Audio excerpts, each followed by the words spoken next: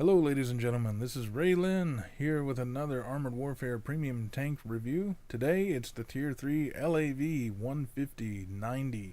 This is a tank destroyer, and it's a wheeled tank destroyer. It's rather unique, and it's pretty close to the playstyle of the Dragoon 90. If you don't want to listen to me sit here and talk to you about the statistics of this tank, you can click up at the top of your screen right now, and you'll be taken right to the replay, where hopefully you'll enjoy some of the gameplay of this thing. For the rest of us, let's talk about the statistics of this tank.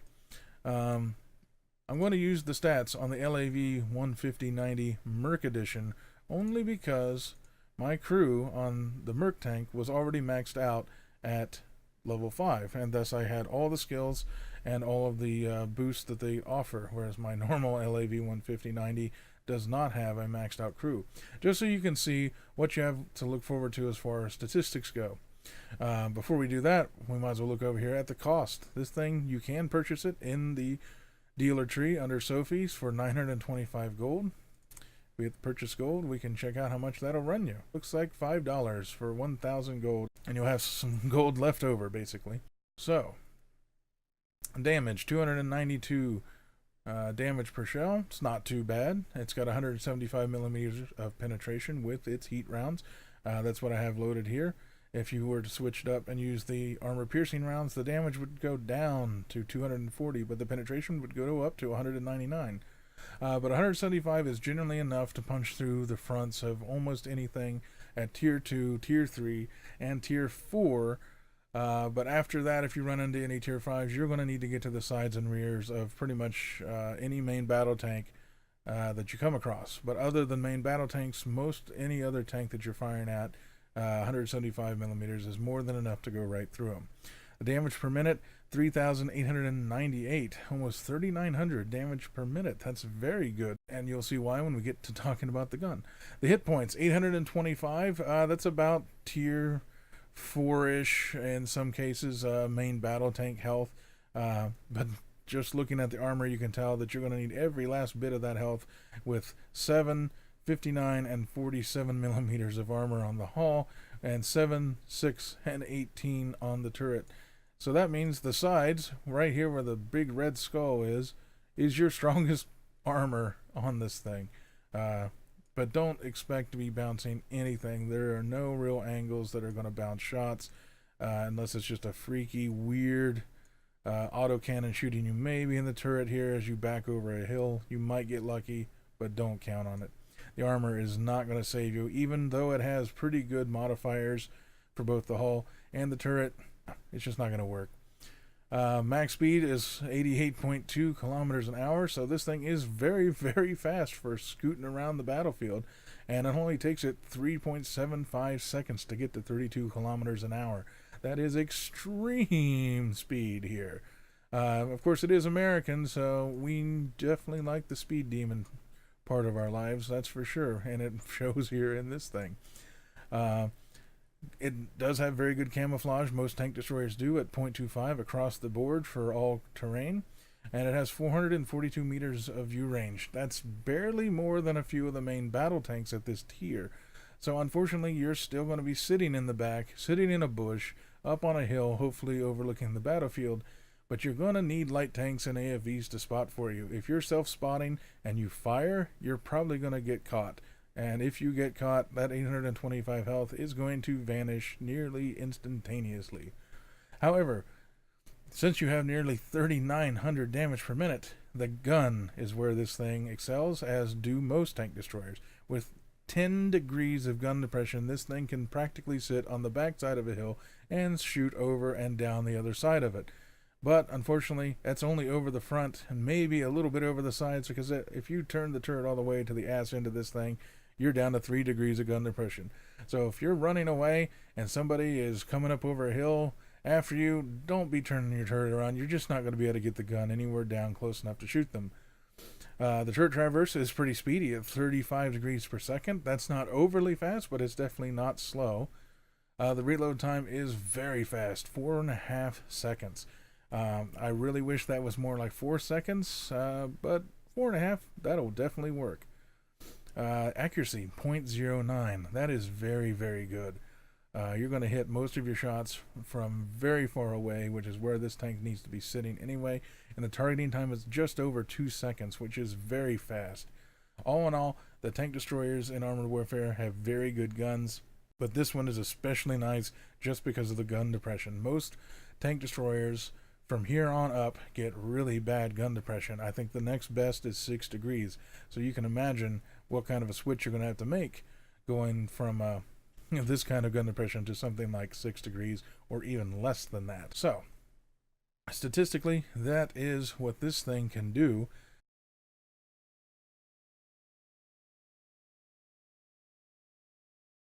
So, do I think it's worth it? So far, the LAV has shown up not just on the dealer tree, but also as a part of a package deal with other tanks. I would definitely not suggest getting it as far as a package deal, but if you're going to want to spend the 925 gold to pick it up from the tree, I think it's a pretty fun vehicle, but it also depends on your play style. And what I mean by that is exactly what you see here, the wheels. A wheeled tank destroyer, as most of the higher tier ones are, played much differently than normal tanks and other tank destroyers. One that I would like to compare it to is this one. This is the AMX 10P Pack 90. As you see, it has tracks. It is also a tank destroyer. If you're going to spend money on a tank destroyer and you want tracks, this is the one you need to buy. It's a tier 4. It's in the dealer tree. It's an extremely good tank destroyer that I just think is a much better buy than the LAV-150-90. If the 10P90 was not in the game, this would be a definite go-to just because it is fast. It is very sneaky. It hits fast and hard for a tank destroyer at tier 3. However, like I said, it is a wheeled tank destroyer. The biggest difference here is that you cannot turn this thing on a dime. That means if you're not moving, this thing isn't steering. So if you're sitting here, let's say you're sitting here and there's a guy out there and he sees you, you cannot just turn your hull sideways like that and drive away. You have to back up, you have to go forward, you have to make some sort of movement, turn your wheels to just turn your hull and get out of dodge. This can also lead to you making weird adjustments when you're going around the map. There are sometimes places in the maps with small bumps or things that you're going to just hit and send this thing into a tailspin because it is very fast. There are other light tanks and AFVs out there that are also wheeled and also run into this trouble as well, just because they are so fast. You have to decide whether or not that's the playstyle you want to have, because wheeled is definitely different in Armored Warfare. But otherwise, if you want a good tank destroyer, I would still go with the 10P90 just because I'm more comfortable with that. But if you like to zoom around the map like a bat out of hell, jumping and ramping over stuff and doing a lot of e-braking and spin outs, you probably definitely like this tank. I honestly don't have any real fault with it, just because it is a tank destroyer with a very good gun and no armor. But that is my opinion. But let's talk real quick about the commander and the crew. Of course, I go with Maximilian, as I do with all of my premium tanks, because I'm grinding other tanks and he gives me a boost to everything, including my crew and the experience and reputation that I gain. It depends on how you wish to play this tank. You could go with Juan Carlos. You could even go with Sabrina for boost to your vision range and your camouflage. Since the camouflage changes went live in 0.12's patch, your camouflage takes a bigger hit when you sit still for too long and don't let it creep back up on its own. So Sabrina will help you in that regard. But otherwise, if you have Maximilian, I would definitely suggest you use him. Crew-wise, I'm going to switch over to this one so you see both crew. Off-road driving. Now, this thing already has extremely good acceleration overall. I mean, it's a very fast tank. So off-road driving is something you may not want to take. You might want to take Smooth Ride, which is what I took here from the second one. But here's the problem with battering ram would also be an option. Ramming damage in Armored Warfare is just terrible. I've never seen a good build that wants to use ramming damage. 9 times out of 10, you end up doing more damage to your friendly tanks just by rear-ending them at 2 miles an hour than you do to enemy tanks ramming it at 150 kilometers an hour. So I've never seen much use for battering ram. Spin to win, Hull traverse speed improved by 10%. I don't think this works on wheeled vehicles. I could be wrong. Please correct me. I've never found out for sure whether it works or not. But since this doesn't have tracks and it doesn't necessarily have a hull traverse, I don't think spin to win really works. If it does, please leave that down in the comments, and I'll make sure to point that out from now on. But I definitely went ahead and took off-road driving anyway, just because off-road acceleration does go down if you're off-road with any tank, even if it's a wheeled tank, so there's no reason not to take it. It's a 10% boost. Smooth ride. You are a tank destroyer, yes, but you're extremely fast and you can relocate. In fact, with the camouflage changes that Obsidian has made, moving is to your benefit, actually. So if you're moving and you get spotted, or you spot somebody and you just want to take a pot shot, accuracy on the move, 20% boost. It could be worse. Quick draw, aim speed improved by 10%. The aim speed on this thing is already really good, so there's no reason to not make it even better, in my opinion. Rapid fire reload speed reduced by 5%. Yes, I mean, there's no reason not to increase your damage per minute by 5% by taking rapid fire. I didn't take marksman and I didn't take shoot from the hip. Those are personal preference. If you want your accuracy to be even better, you could take marksman. If you wanted to take shoot from the hip so that it works in conjunction with smooth ride, you could also take that. But that, again, that is personal preference. This is what I go for. This is as good as the ammunition's going to get on this tank. You have heat, you have Hesh, and you have armor piercing. Now, Hesh is kind of like high explosives, so I don't take it. In PvE, I just don't see the point. But if you look here, since it is a tier 3 and it is a tank destroyer, it does destroy tanks very quickly with the heat. If you want to take armor piercing, the damage is going to drop off, but the penetration, as I said, is going to go way up. You get a hell of a lot of ammunition here. So I don't see a reason not to take a lot of one or the other, or maybe an even split. I shoot more heat. There's just less tanks at tier 3, 2, 4, and 5 that can defeat your heat. But when you start running into tier 4s like the T-64 and any other tank that has ERA armor, you're going to want to switch it up to your armor piercing. Consumables. As always, spare parts to increase my repair speed passively by 10%. The energy drink to increase my crew's attribute by 5% for a single battle, and the medical kit to increase my crew's resilience to taking damage and dying by 15%. All extremely useful, all extremely expensive, so you might want to swap out the spare parts for the repair kit, the first aid kit for the medical kit, and maybe you'll take the fire extinguisher instead of the energy drink, or the protein bar instead of the energy drink. That's all personal preference. I've never been caught on fire in PvE yet. I don't see the point in taking the fire extinguishers. If I had a choice, I would probably take the protein bar instead of the energy drink, just to save a little bit of money.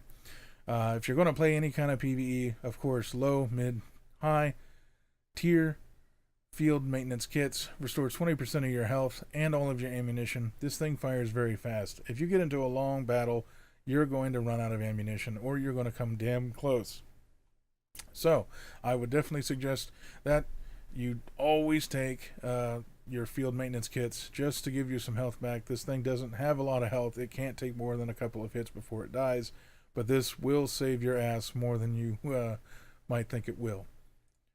The retrofits, I go with the propellant Mark III for a 7.5% damage boost. This does get a universal retrofit slot and only gets one, so pick your poison. You could increase the hull. You could take the magnetic actuator to get some damage and make your aim speed even better. You could take some mobility if you really want to go even faster. You could do that also. I don't see any reason for a tank destroyer not to load up as much damage as it can get, because that is what you need to do. You need to destroy tanks. So that is, in a nutshell, the LAV-150-90. I do think it's worth it if you buy it from the tree. It is a vicious little tank destroyer. It has no armor. You kind of got to sit in the back. But as long as you have people that are going to spot and you know what you're doing, and you don't mind relocating a lot more often than you would in some of the other wheeled tank destroyers, this is probably the tank for you. If you like the style of tank destroyer, sitting in the bush, camping on a hill, and using massive amounts of speed and gun depression to just tear people apart with massively high DPM for Tier 3, this is definitely a must-buy. And, just to show you how much of a must-buy it is, I got a little replay for you. Stick around. I'll see you on the battlefield. And here we are on the Life Jacket map. This map was added in 0.12. It's one of the newer maps. I'm still actually learning the spawns and where good places to go on certain with certain types of tanks is, but I have a general idea. I've played this map a few times where I should be going. I kind of wanted to sit back and hide in the bush and do the whole tank destroyer thing, but the problem is there's not that many bushes and cover out here in the middle of the field, and you're kind of elevated up high, so I felt kind of vulnerable. And I wasn't quite sure, based on the randomized spawns, kind of where things were going to start popping first. So it was more or less, I just decided I'd hang way back for a little bit. Since we got 3 Type 59s and they're in a platoon, I was not worried whatsoever in losing this, especially because it is on medium difficulty. Immediately take aim and destroy a PT-76, but it's just a Tier 1, so it's not much of a threat. Just waiting on shots at this point. BMD-1. Looks like there's a few tanks that actually spawn on the back side of those tanks. I kind of made a mental note of that, so any other times I get on this map I can kind of be hanging more towards the back side of those tanks to get some initial shots.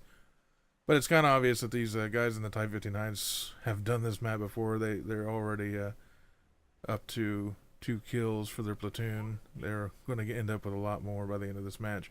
Not sure what the hell my shell decided it wanted to shoot there. I must have grazed a barrel or a fence, or maybe just a patch of flowers or something, but my heat round didn't actually do anything for that. I decided that's enough being the passive aggressive. I'm just going to move up and start getting some shots if I want to get any damage and experience and money out of this. Poor T-62 didn't know what hit him. The lower plate on the T-62 is very easy to penetrate. Using some gun depression to kind of sit on the back side of this hill and shoot kind of over it. It's kind of odd though with this tank is if you see it actually sits up fairly high, which is part of the reason why it has such good gun depression. But you have to remember that because you're sitting up high, it's really hard to get actually a hull down to where they can't shoot the front of your hull. Now it doesn't really matter in this case simply because this tank has absolutely no armor except on the doors, which is sort of useless anyway. And you can see that it does have some pretty good acceleration. I'm already up to over 60 kilometers an hour just going straight down this road. I know there's a capture point over here. I figured before everything started to spawn, I should rush down here since I am the fastest tank on my team. And again, it's one of the dangers of driving a wheeled vehicle when you're used to normal tracked vehicles is it's a different style of driving completely. So you see that I'm like overturning a lot, and it's very sensitive, and you just run over things like I just did there. Screw up your gun depression and lose out on taking shots quicker. But it does reload very quickly, and for its tier, it's hitting very, very hard. And the accuracy allows you to do things like that where it's more or less a snapshot. I'm driving like I'm a little bit drunk. My driver might need some coaching. But again, it's because it is a wheeled tank destroyer, and I'm not a fan of the wheeled tank destroyers. I mean, they're fun. Don't get me wrong, they're fun to drive, but random spawn is random. I wanted to try to drive around, but there's a building there, so I end up taking a hit. Luckily, though, it looks like he shot me in the side, because I basically gave him my side, because I know that's the only place on this whole thing that actually has any kind of armor, in hopes that he might actually either bounce or reduce the damage that I took, and it reduced the damage that I took significantly, because that was a 10p90, and they hit really hard for their tier. Looks like M41 is kind of hanging out. Not a very good place to be when you get shots like I'm getting here.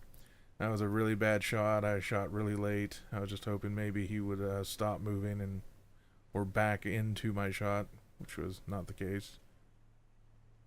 But again, we're kind of tearing through this map. It's not going to be very difficult to kill all this stuff.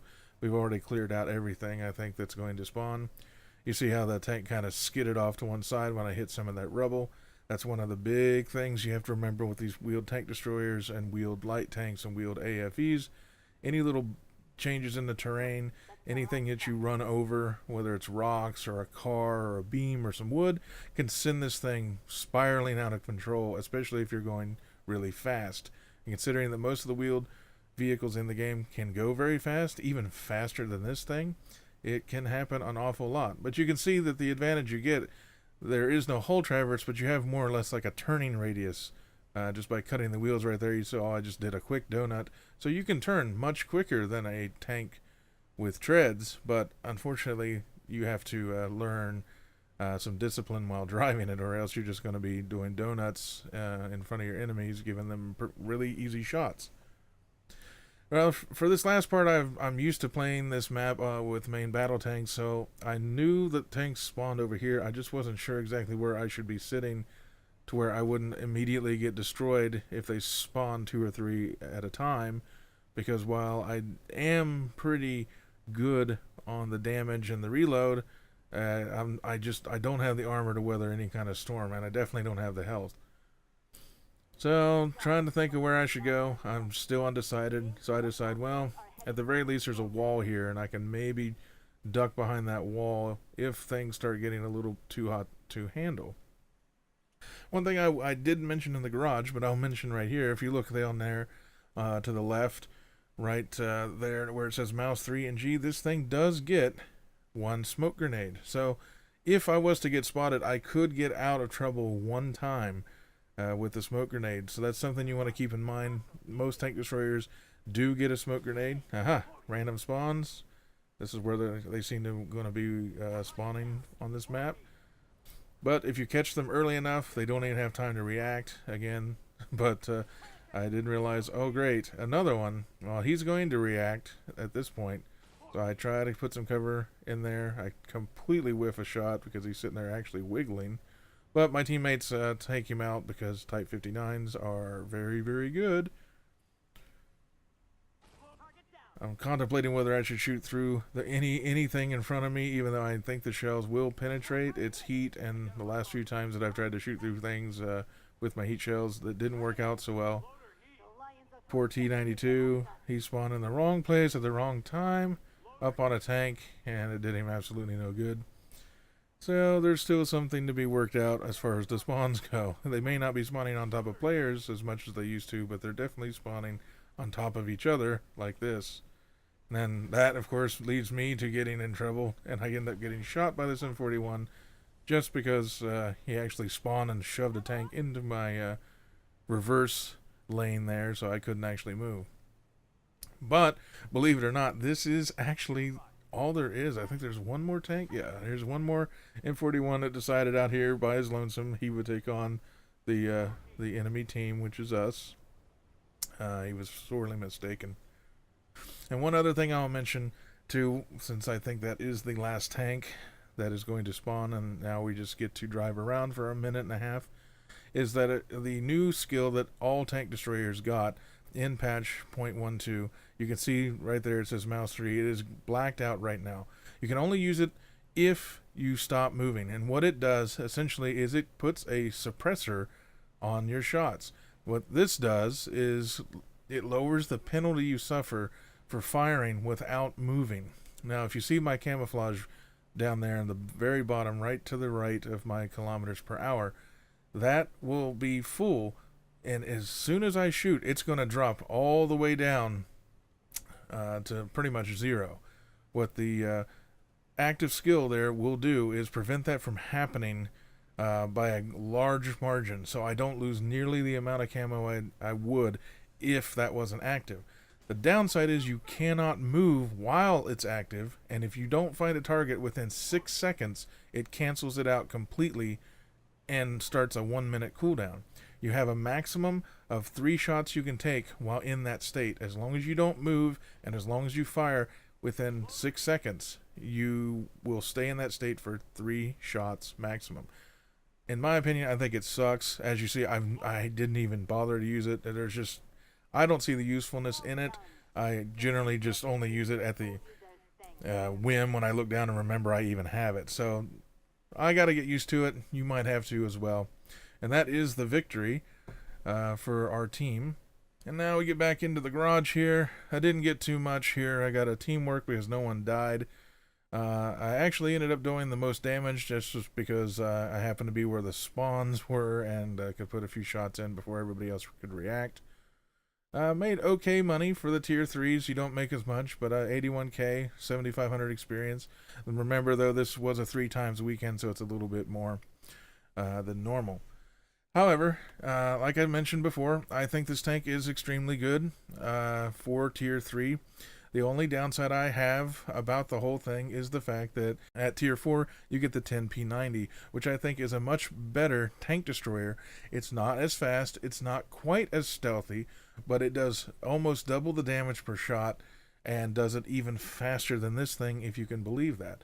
Now, if you get a package deal, and I'm sure there'll be more package deals that come out later on down the road that include this tank or include the 10p90, or maybe it's a tank destroyer package or what have you, the amount of tanks you get with a package would kind of negate some of my negatives as far as trying to choose between this tank and the 10p90. For me, the definite winner is the 10p90. However, as I've said, if you like this style of tank destroyer, if you like the wheeled, you like really fast vehicles, and it's different, obviously, from the tracks, and that's what makes it kind of nice. That's what makes Armored Warfare a little bit different than all the tank destroyers, say, in World of Tanks. And I think it's fun, and you'll probably do pretty well in it with the massive amount of gun depression. However, that massive amount of gun depression does go away once you start getting further down into the actual wheeled tank destroyer lines in the dealer trees.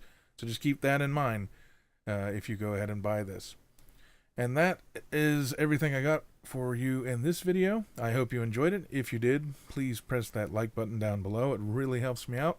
And if you haven't had a chance to subscribe to my channel for future videos and updates, you can click down at the bottom of your screen right here in just a few seconds, and that'll take you to the subscription page where you can sign up and get the latest and greatest news and videos when I put them up on YouTube.